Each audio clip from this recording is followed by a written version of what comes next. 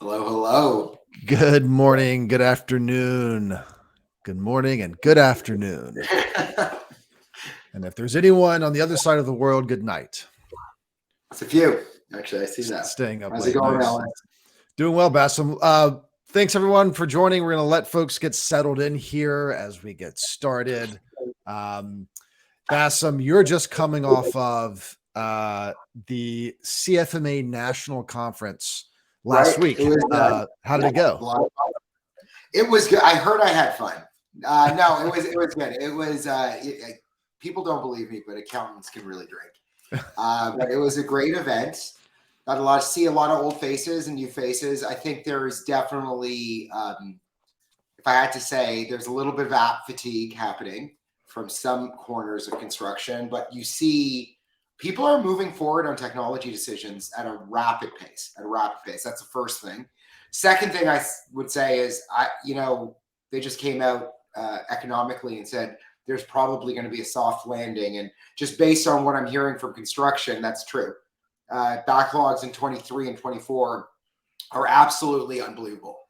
People are making technology investments and business is great. So I think as long as you avoid reading some of the newspapers or online, the economy's feeling good. But there is still a massive issue filling seats. Alex, I was talking to a dear friend of mine who is out of Atlanta, and they have 3 open recs in their accounting department alone. 3 open recs. Controller said that they were working 12 to 15-hour days, but they just can't find bodies. And it's not just can't find bodies at the budgeted price in Atlanta, right? So yeah, they could find people if they went 100% over their budget. So definitely an interesting time for construction. Yeah, and the figure I've heard is 300,000 open recs today in the construction. So not just folks that are in the field, but also, like you said, in the back office there. So it's a little crazy. It's like, it's crazy. I mean, we're definitely at a crossroads on who we can get to see. Anyways, let's start. Anyway, listen, absolutely. We're diving in, eager to talk about this topic. Again, everyone, good morning, good afternoon. Thank you for joining. We have an amazing topic lined up today. Everyone has been following, I'm sure, this AI conversation over this year.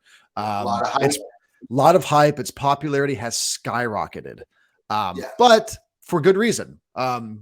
Here at Brick, we've been paying very close attention to the topic for not just this year, but for the last several years. In fact, since our inception, we are a tech company after all, Bassam. It's our job to understand what's happening in this space, right? So yeah, it's good to be lucky to be good. I think the industry's finally caught up to the Brick story, because if you go back to 18, 19, people were like, what does Brick do?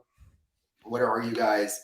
And we're trying to explain it with a lot of hand waving. And now, thanks to Microsoft and Google and everybody else chiming in, what's nice about us is that we're like OG AI. Like we've done it from the beginning. So we're not just like slapping AI on something we do, and we'll explain that later. But it's been good. It's been a good run. And we don't usually talk about financial results, but over the last 60, 75 days, we've added 65 construction companies to the family that run Brick AI. And it's an amazing story, given that everybody says construction's a laggard. It isn't. If you build the right technology for construction that actually makes their job easier, makes their business run better, Ellis, they will come to you. Right. And that's true about cloud project management. And that is true of modernizing construction accounting. This is my third act in construction software. So it might, we often say, it's not that construction's bad at adopting technology. It might be that technology's bad at building for construction. Right? 100%. They have no idea. Every time I hang out at these like other industry events, software industry events, and I meet folks that are in other horizontal plays, they're like, how hard can construction be? I do something for manufacturing, or I do something for, some other industry. And we're like, yeah, it's really hard. It's like a whole different thing. It's not like any other industry. 100%. So today, we're going to go through some of these trends we're seeing around automation, generative AI, robotic process automation, bots. Don't worry, we're going to talk about all of them here coming up if these are unfamiliar to you. This is a platform called Livestorm. Just some housekeeping notes here. We have a few poll questions we'll be throwing out at you. We'd love to hear some chat and feedback from anyone. We'll be taking questions as well, either throughout the presentation or at the end here. And then finally, this is being recorded. So if you have a colleague that can't attend, or if you have to jump early, don't worry, we've got you covered. So let's start, Bess. Let's start with your background. I think, talking about building technology in the construction space. For those that don't know you, don't know your background, tell us a little bit about your journey in this industry. Sure. I say this every time. I wish that I could tell you there was more of a plan to join construction software than there actually was. I literally took the first tech job I could get, which was with a little small software company in Toronto, Canada, actually north of Toronto, right on the border. And it did construction accounting software, which those three words together was not my dream. I gotta be honest, that was not my dream tech job. But a decade and a half later, I was there, fell in love with construction. I always say this, construction is the only industry, I was in banking before that, very young. Construction is the only industry where you're actually building something that stands the test of time, that endures, that you can point to down the road and say, you know what? I had something to do with that. I tell the story. I closed out the Seahawks job with Turner. I was sitting there at a computer for months, doing a bunch of work that kind of could be automated by Brick, by the way. And years later, right before COVID, I took my kid there and I pointed at the Seahawks stadium, and he looked at me like I was Superman. Like, it doesn't make any sense to some folks to see this massive construction project, massive facility, and say, hey, this is something I had to do with. And that's that feeling of pride. And that's everybody that I meet in construction has that same feeling of pride. And I think that's why it's like a fraternity or sorority. It's like a group of people that want to be together all the time. And if you look at CFMA, there's a gentleman by the name of Don Barry from Construction Executive. I've known it, like, we were sitting there having a drink, and I'm like, I think I've known you for 24 years. I've known you for half my life. And like, that's the kind of connections you make in construction. It's insane. So I was with CMIC for a while. Then I went over to Procore as EVP of marketing and strategy. And we, as everybody knows, we took this burgeoning concept of the cloud. You got to remember that at one point there was no Wi-Fi in the trailer. That was one of our, how we had to sell against the fact that the internet would be in the trailer at some point. But we took this burgeoning concept of the cloud and said, okay, here's some functionality that sits in PlanGrid. Here's some functionality that sits in the accounting system. Here's some functionality that's in Word and Excel. Let's bolt that all together. Let's put it on a mobile device or on a PC that's connected to the internet, and let's see what happens. And what happened was a company that became a decacorn, went public, crushed the market, owns the project management space. And I was lucky enough at that point, I think I was old enough that I didn't want to work for anybody else. And ultimately decided to start Brick with my co-founder, Ron, and that the rest is history. The thesis of Brick was always, how do we make a construction company run a better business? I knew that, like, changing your general ledger doesn't necessarily make you run a better business. Changing how you enter an RFI kind of does, but doesn't really crush you. It crushed the business for you. The idea here is, like, what was that step function? What could we do to take more than switching gears, go from bicycle to a rocket ship at a construction company? And there was this, you got in bed with Google and IBM, and we started playing with some technologies, and ultimately stumbled upon what Brick is today. Yeah, absolutely. And we talk about that digital transformation. You've kind of seen these different waves of digital transformation come through. And for those that we might have folks here, we have some current clients that are on the call here. We have some folks that are probably looking at Brick and maybe completely new to it. I think it's though worth revisiting, saying, hey, look, we've seen all these kind of waves of transformation. Where are we now in that? And I think it's also important to think about that as, like, what are these waves of transformation that you've seen, and where does Brick fit into that? Yeah, so there's a theory in every industry that about 10 to 15 years, there's a massive digital transformation wave that occurs. If you think about it, in the 90s, we really solidified the digital transformation from hand-drawn drawings to 2D and eventually 3D. And I think Autodesk has purely done that.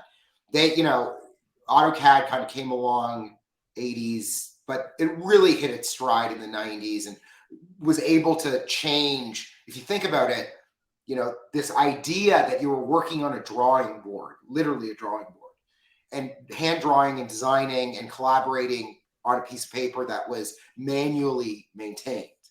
And, the concepts came in the 90s of plotters and printing them out. Ultimately, there was a very singular design workflow. It was very siloed, though, because there was a whole industry called the reprographics industry where they printed drawings. They still do, but it's not very common. So that happened in the 90s, and Autodesk just crushed that. You move forward to the 10s, about 15 years later, and the concepts came up where we can take these drawings and collaborate on them and become the document workflow. So take things that used to be on Post-it notes, on Excel, take things that were hand marked up on a set of drawings in the trailer, put them on an iPad. Procore to lesser extent PlaneGrid. We were able to create a new industry and digitally transform the trailer. So we digitally transformed the design process in the 90s, digitally transformed the Post-it notes, emails, faxes in the trailers in the 10s. And then what happens? There's a little bit of a pause, and all of a sudden things go faster. And you could see that acceleration. It went from 15 years to 10 years. Now we're talking 5 years. And what Brick is doing is creating this whole new category of digital transformation. It's digital transformation of machines that know how to use other machines. And I think that is the big story of what Brick is all about. It is the concept of smart bots that go out and do the work on behalf of a human being or augment the experience for a human being so that that work is just simply easier. And I think we're in this third wave. 65 new construction companies, 65 construction just started implementing AI. For there's over 300 Brick clients. For folks that think this is crazy futuristic stuff we're talking about, it's not. This is being implemented by companies as small as 20 million in our annual construction volume and all the way up to 20 billion.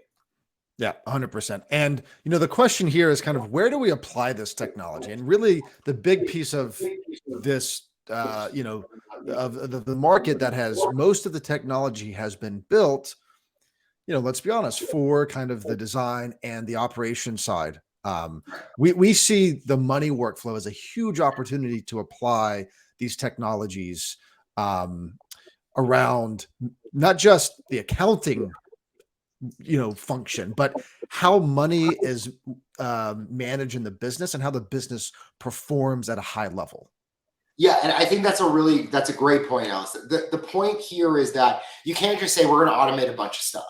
We wanted to automate everything from that first inception of an estimate all the way to closeout. So when you think about, we're not calling this the accounting workflow.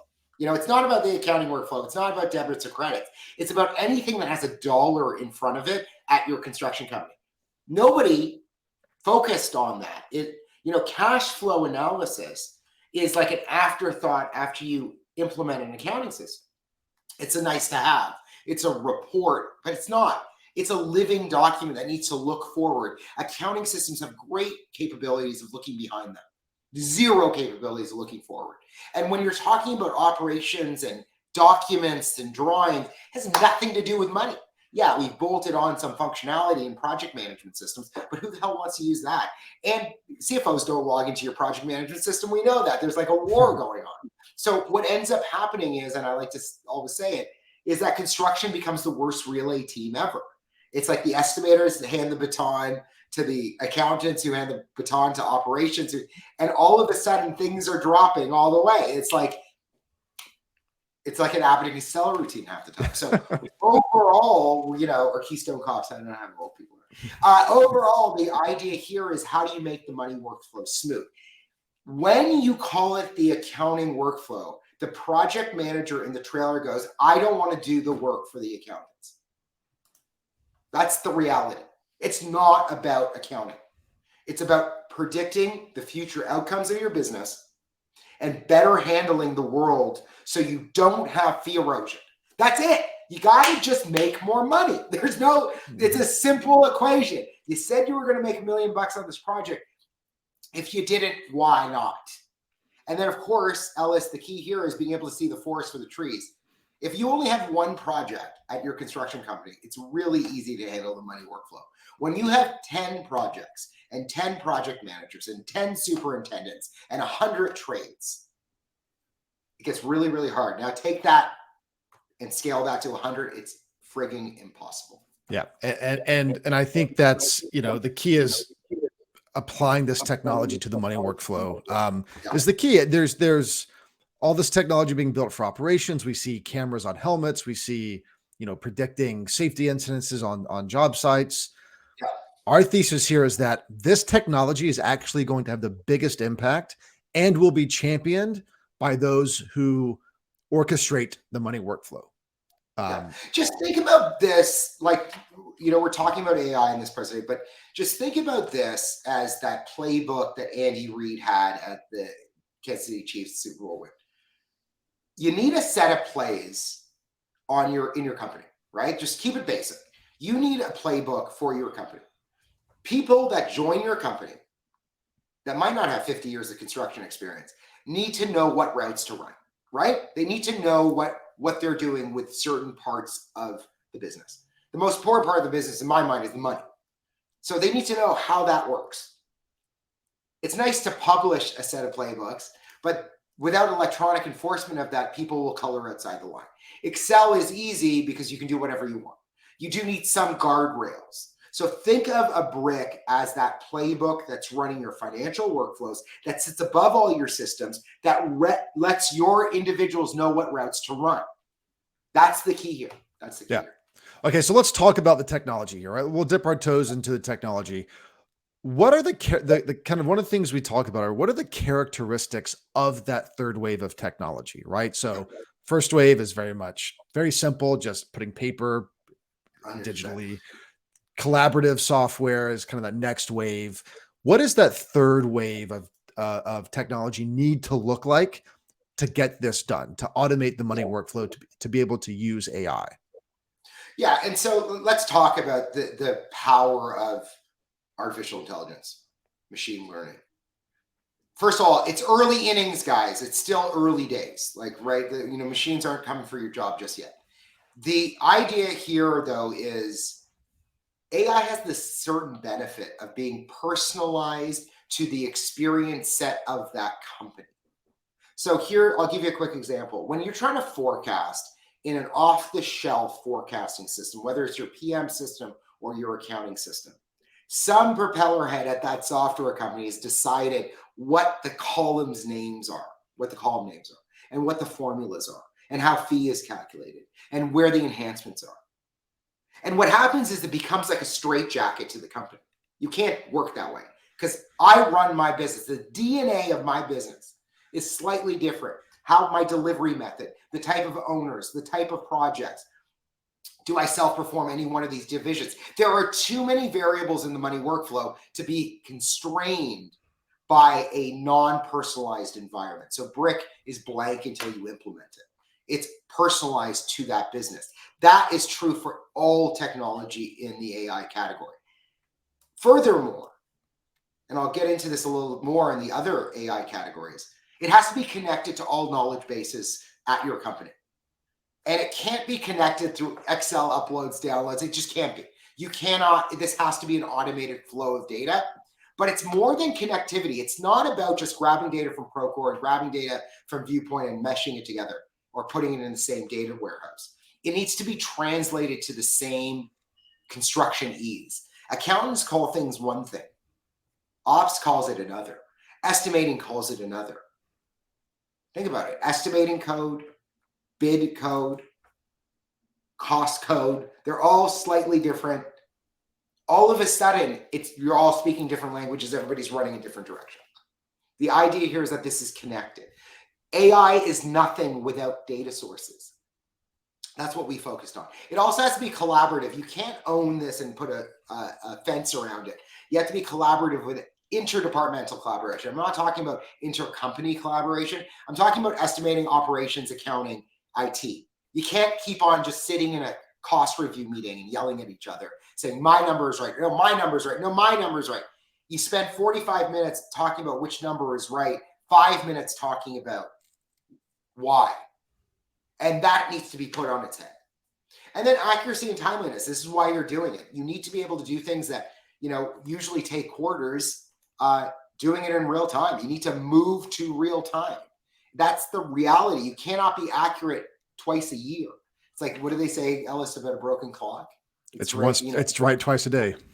Exactly. You cannot do that anymore. We got to break that clock. We got to make that clock work for us and move things faster. The idea that we're on a monthly close cycle in construction is an anachronism. It's an anachronism of gap accounting from a million years ago.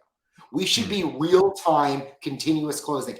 If that sounds like fantasy land to you, then you're not running your business efficiently. If it takes you 60 days to close out a month or know the financial position of your projects, this is why you need the tech. The continuous close. Yes. That's great. Yes. So these are the characteristics that we look at, that we think about when it comes to this new wave of technology that has hit the market, that has gained so much popularity. You think about some of the things like ChatGPT. There's a lot of the elements that apply here. Let's talk about these three levels. Now, if you were to Google AI today, and I'm sure many of us have, you're going to get a million different types of AI. There's a lot of different types of AI. It's a big field. That's like saying computers, right? There's a lot of different types. Exactly. There's three that we want to focus on. And there's three that we at Brick have kind of said that these are the ones that really will have the most impact in the construction space. Automation, generative, and predictive.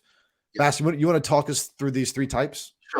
Sure. I'm going to start with the middle one, generative, because this is the hot topic right now. So anybody that's heard about ChatGPT, that's a generative form of AI. What generative means, and very clearly, it means taking and creating something based on machine learning or a set of rules. So if I ask a question of a chatbot, the response will be paraphrased from the connected knowledge base that is behind that chatbot. If I was to put in, who is Ellis Talton, and they were aware of Ellis Talton, they might say things like, Ellis Talton came from Selma, Alabama, or Ellis Talton works at Brick, or Ellis Talton does great webinars, whatever.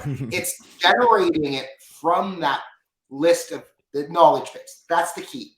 Generative, very clearly, is using rules and machine learning backends to generate unique responses that will satisfy the input from a human request. Does that make sense? Yeah, it's like, you think about, and by the way, generative AI exists in a lot of places. The most famous of it is ChatGPT, obviously, right? There are others that exist. And if you think about what ChatGPT did, it's actually quite, maybe not simple, but it's at a very large scale. They crawled the entire internet. They literally had a company that went in and grabbed every single document database from the entire internet, and they trained this complex algorithm how to recognize these words. And when I give it an input, it creates this response based on this huge database. That's really, and it gets better all the time. And it gets better all the time. Story, right? Like a lot of college students are getting in trouble. Write me a paper on, World War II. It's using all this knowledge, and then it's uniquely paraphrasing and putting words together. And as it gets smarter and smarter and smarter, it's getting better at its response time. So essentially, we're probably not that far away from being able to have a full conversation with a chatbot that feels natural, right? And very informative. Yeah.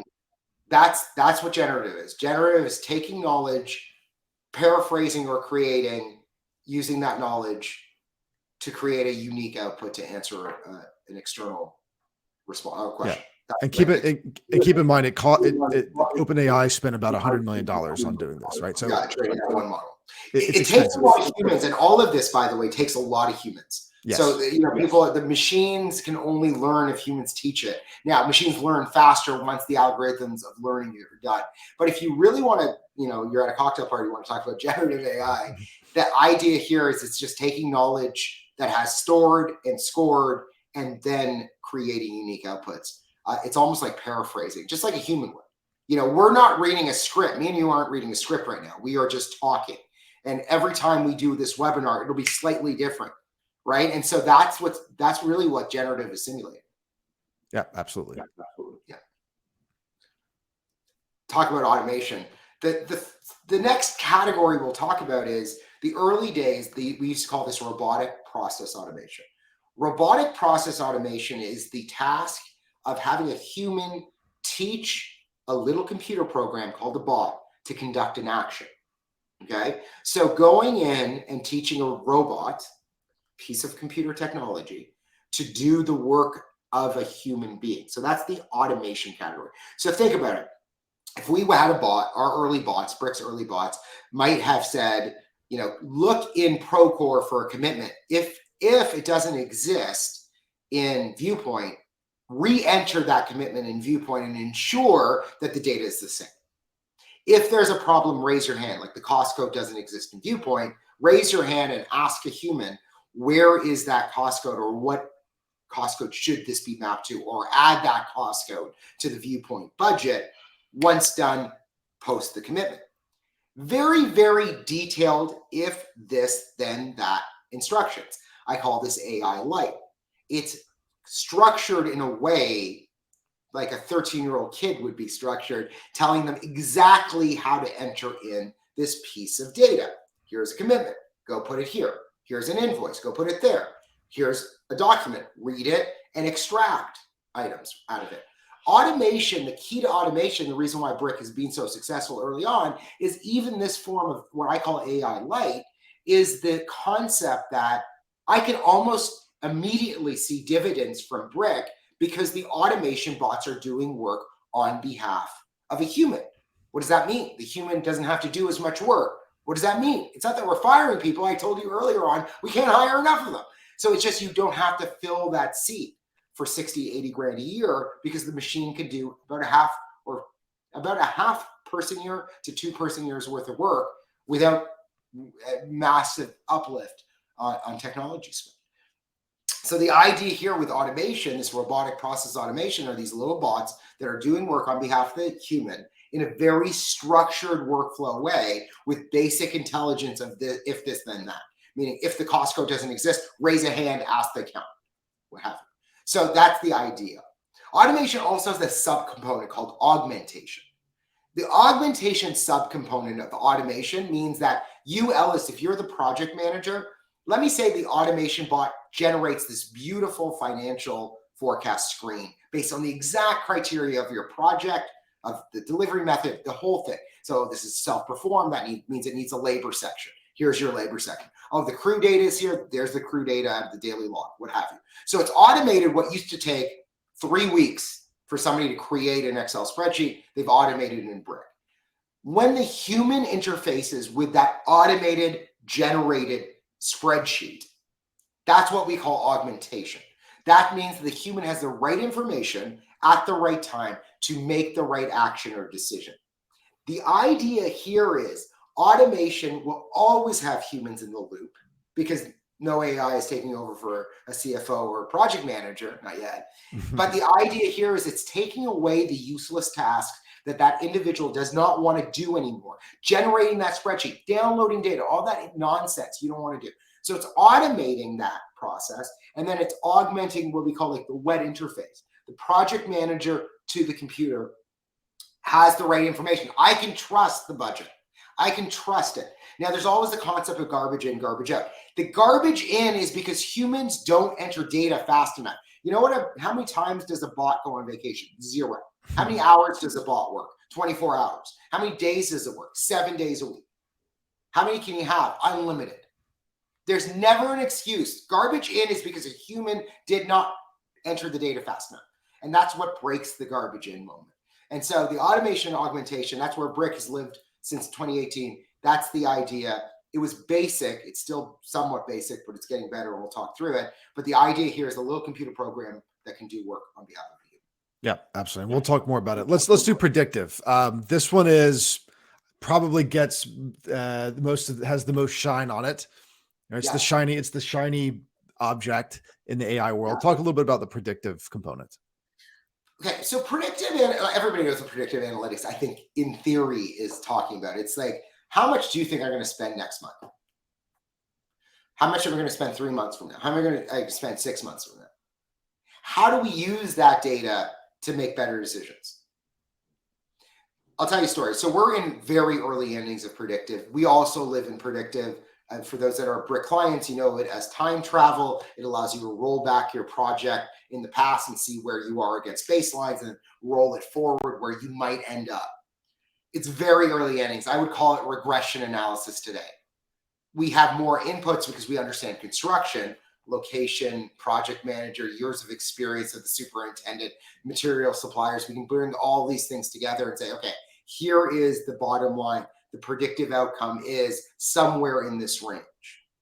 But ultimately, as Brick works more and more on its predictive algorithms, we're going to be seeing suggestions and coachings that will tell somebody why they're moving in the wrong direction so that they can get a tap on the shoulder and conduct the right thing. I don't see this as a next 6-month thing. It's going to get better every day. Ultimately, just starting with our smart S curves, saying, general conditions usually burns off this way in this type of project with a project manager with under 5 years of experience in Alabama, non-union, no self-performed. That's the range you should be in. And if you're in or out of that anomaly detection, because not spending enough general conditions is just as bad as spending too much, you'll get a light, a blinking light. And that's early day predictive. That's where we are today. But the holy grail here is the early warning system, right? These three things together, automation, generative, and predictive, think of it like transforming the cockpit in a plane. Early days of air travel, there were no instruments or very minimal instruments. You're flying basically blind visually. Like you were using visual cues to know where you're going. Mm-hmm. In 2023, approaching 24, you can't run your business blind. These three things become your co-pilot, become your instrument board. Explain to you how high or low you are.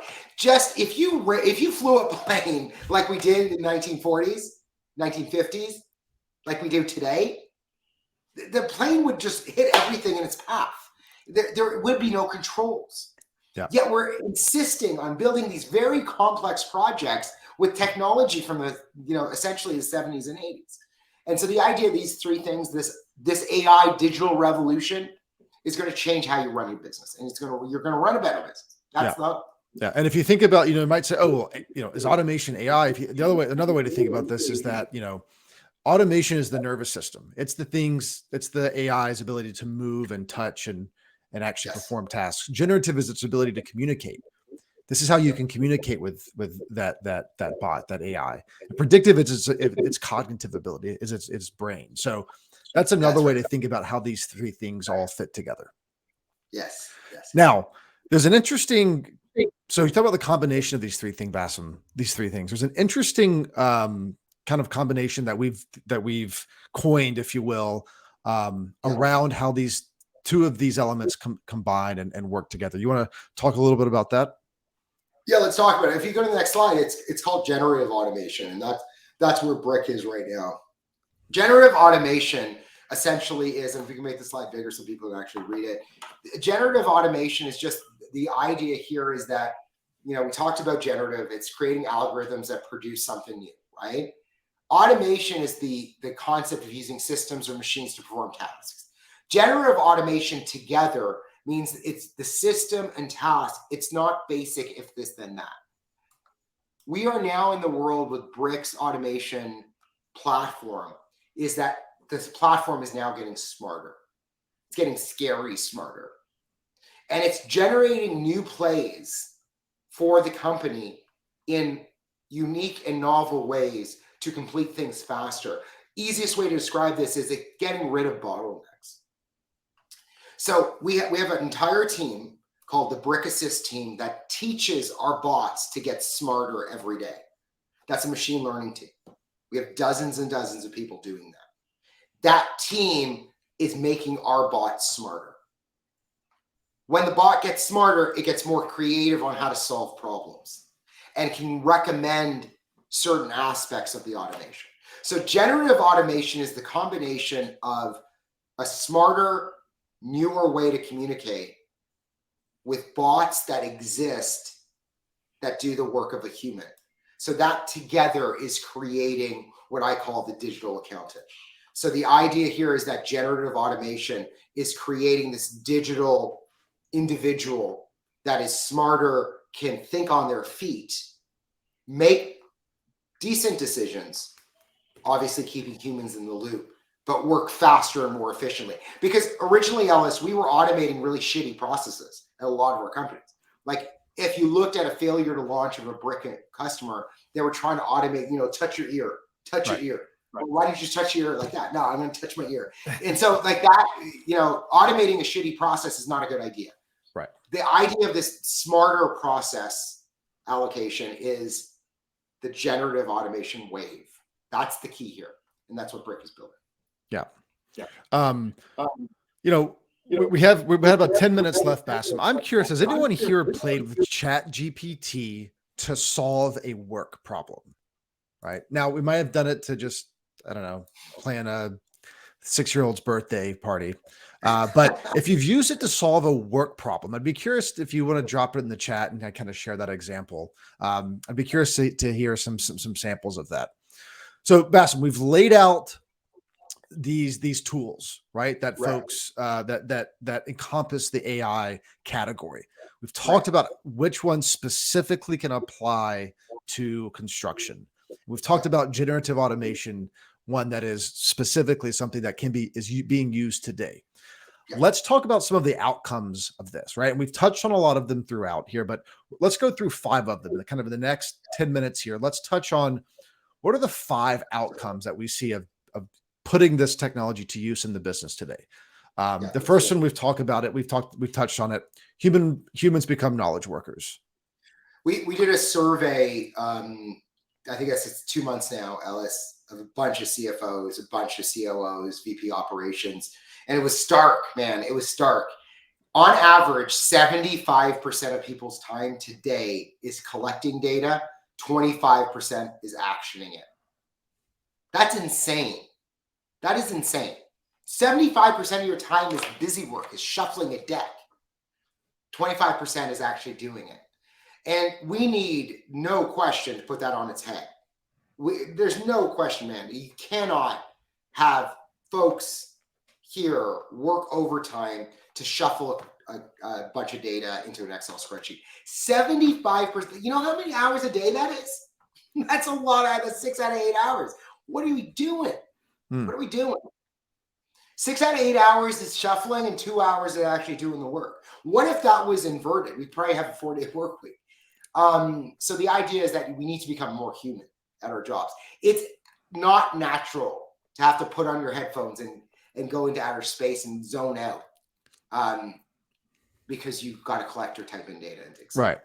And we have a series coming out at Brick called the Future of Work series, and it might actually present if my job was to type in invoices 40 hours a week. Well, what do I do with that extra time back? There are going to be some dilemmas on what these roles are going to look like, and we're going to spend a lot of time exploring that in the next couple of months here. So stay tuned for that. But humans become knowledge workers. Trend number 2, Bassem. We talked about this, the timeliness and accuracy. What happens if you can improve that by 10x at a construction company? Well, I mean, I'll give you a great example of one of our clients. Their bonding rates went down. I thought that was that's a cool good one. Impact pretty quickly. That company, just to use that example, was doing their revenue forecast twice a year, or the backlog forecast twice a year. I don't know how you do a backlog forecast twice a year. Like, how long is your sales cycle that you're not discovering new jobs for 6 months, right? So it was wrong. It was always wrong. They were way over, luckily, generally overshooting, but bonding companies don't like you to overshoot. They're hitting numbers that, twice a year, guys. It's like the number's wrong. Like, you're not doing it twice a year. So the idea here is that if revenue forecast is 80% automated and 25%, that 75% of data collection, imagine that's off your plate. All you have to do is 25% of the work. They now do it in real time. They do it in real time, and all of a sudden the bonding company is seeing incredible accuracy on what their work in place revenue amount, total cost, let's call it, including fee, is every month. They're hitting that number consistently within 15% up and down, then within 10% up and down. To the bonding company, this looks like a really well-run piece of business, really well-run business. And so getting to that level of accuracy through the concept of generative automation, that's the change. In a lot of cases, we survey our clients before they start implementing with a very simple question. How often do you calculate the accuracy, the backwards looking accuracy of a project manager? How accurate is the forecast to completion? 3 months in, 4 months in. Do you have that by person? Do you have that by project? The answer is invariably no. So just imagine having that with no extra work. The reason why accuracy is low is it takes too fucking long to do the work. That's why the accuracy is low. It's not that we're not good at it. It's just too much work. We don't have enough employees. We just need more time back. And this is what that gives you. Yeah. And more time back. And this compounds, right? And it compounds into a world where we're talking a little bit about, predictions. I've heard also kind of called coaching networks, where it's putting the right information in front of the right person at the right time to make, the right decision. What do predictions look like in this world? When you see, and we talked about this earlier on, predictions will get better over time. I think there are some very interesting theories. One is how the PM and the superintendent interoperate together. If there is a track record there, if the owner is the type of owner you've done work for before. It's not just about saying how many person hours are you going to use next month, because that could be like a magic 8 ball like that. What if it rains? Like, what about a rain day? Like, where does that all fall in? That's part of it, getting S curves right, getting them smarter, getting them better. But there's a combination of inputs that could help you predict fee erosion long before it happens, And I think people are looking the wrong way. Everybody's looking at the cost code level and just saying how much we spent, what is my open change order log, what have you. Using what the generative AI technology that we're seeing to analyze things like change order descriptions, scopes of work, having that, I'll show a little video at the end, having that will allow you to get better predictions. What if I could tell you, if you changed the way you wrote an RFI, it would be answered exponentially faster? What if I told you it would be answered exponentially more accurately? This is well beyond predictive analytics on dollars. This is having a new brain looking at your project and saying, and groups of projects, and saying, you know what, you're at risk here because of this combination of things. And that's where we see this. Again, early innings, guys. This is not a magic 8 ball. Yeah, early innings. Yeah, it's almost like Grammarly, if you don't want to use Grammarly for writing an RFI or a change order. Here's one that's really interesting, I think, is, okay, you're looking at, you want to invest in AI. You're interested in bringing this into the business.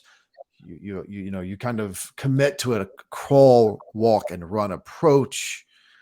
Where do you get the technology to do it from, right? How do you introduce this? Obviously, we sell this technology, so you would come to us first.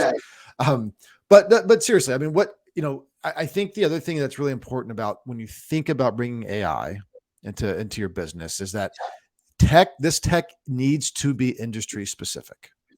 It's so obvious. I don't even know why the slide even needs to be up there. If you're training a computer to use another computer or augment a business process, it has to know what the business process is. And like, if you go to Oracle and you go, hey, I got to get my whip, Oracle looks at you like, what? They think it's a manufacturing term.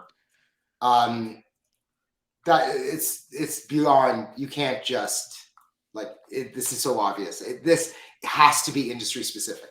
You can't train a machine to act like a construction worker or a construction financial executive or a project manager if the machine doesn't know what those words mean. Right. And so, yes, the lexicon, the way you talk, the way you act, the way we analyze data, all of that must be industry specific. Yeah, absolutely. Yeah. And again, this is all about having playbooks, right? This is if we go back to the money workflow, it's everything. It's not just the accounting team. It's business development, estimating, operations, finance, accounting, the executive team, even as you mentioned, your bankers and your lenders, your customers.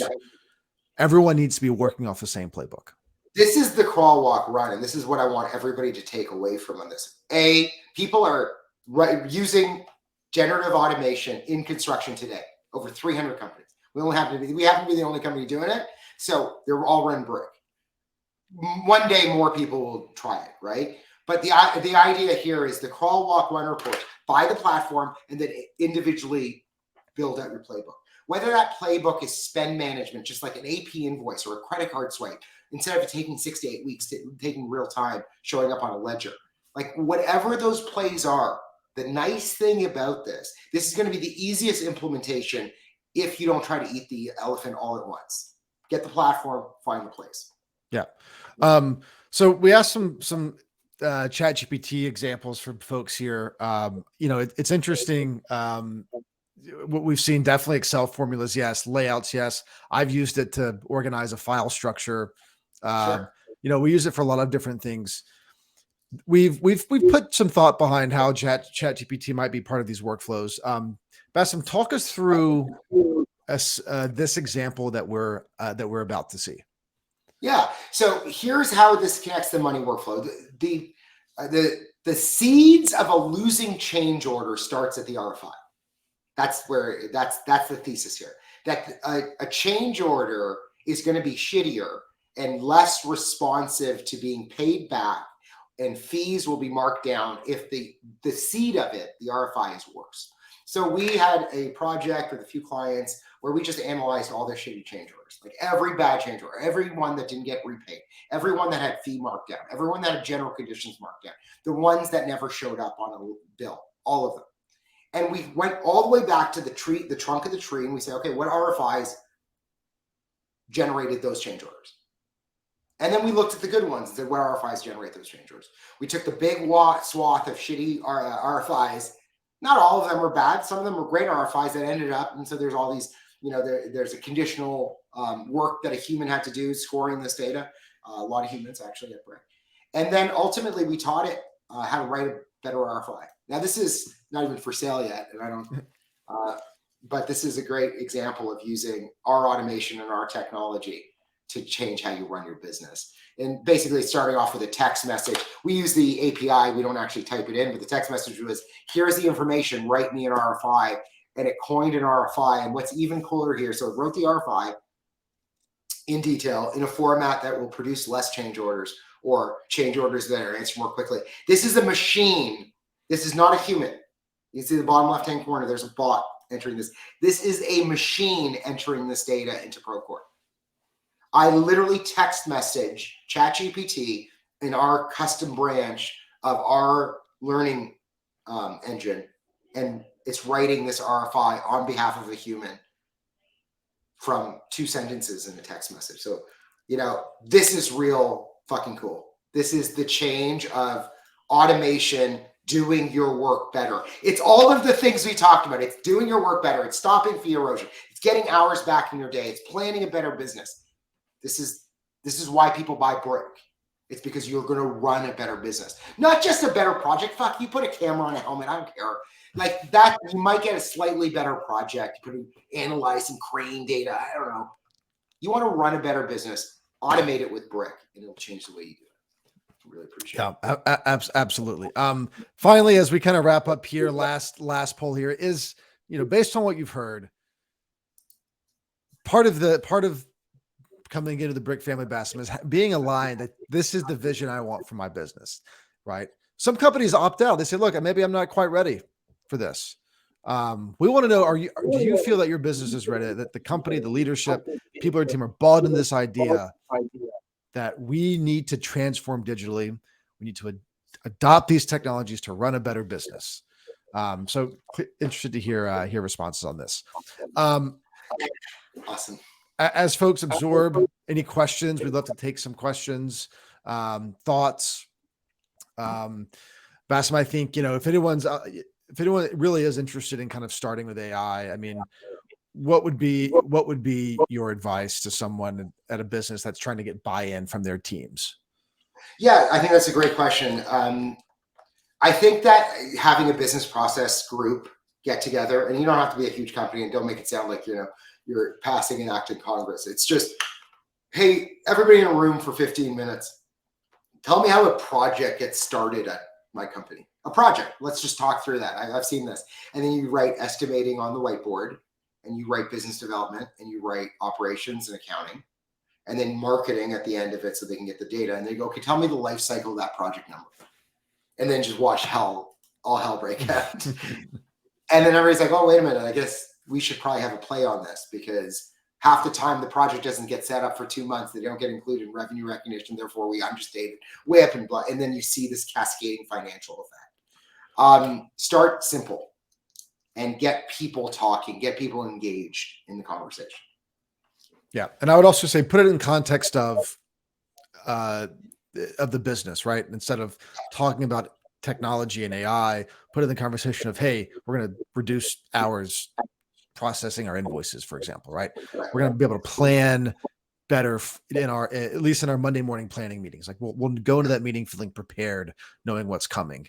Ultimately, we're going to say, like, our goal is to save 0.5% on fee erosion, right? We're going to try to increase margins by 1% in the next 6 months. Like whatever really those numbers are. Think about it. It's like metrics and outcomes. It's like, what is my outcome, desired outcome? What are my metrics?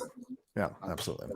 Well, look, Bassam, thanks for taking the time to be with us today. Really appreciate it. Always a fascinating conversation. Thanks those for sticking around after we ran over a little bit today. If you have any further questions, feel free to reach out to Bassam or myself, or someone you're working with on the Brick team.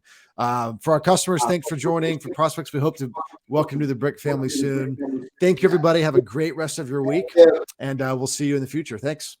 Thank you, guys. Thanks, everybody. Bye-bye.